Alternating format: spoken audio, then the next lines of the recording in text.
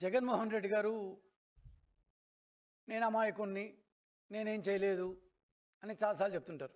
అదేవిధంగా 5 సంవత్సరాల పాటు మనతో కాకుండా తిరుమల వెంకటేశ్వర కూడా చెప్పాడు, నేను అమాయకుణ్ణి, నేనేం చేయలేదు అని. కానీ చేసిందంతా కల్తీయే, మహాపాపం, అపరాధం, మహాపచారం.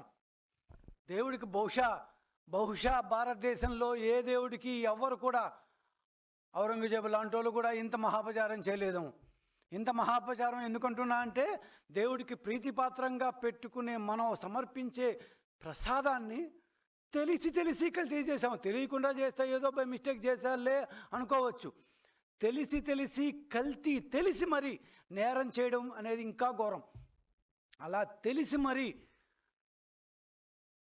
దేవదేవుడి ప్రసాదాన్ని కల్తీ చేశారు, నెయ్యిని కల్తీ చేశారు. చుక్క పాలు కొనకుండా 60 లక్షల లీటర్ల నెయ్యిని తయారు చేశామని దేశానికే కాదు, రాష్ట్రానికే కాదు, రాష్ట్రంలోని ప్రజలకే కాదు, దేవుడికి కూడా చెప్పేశారు.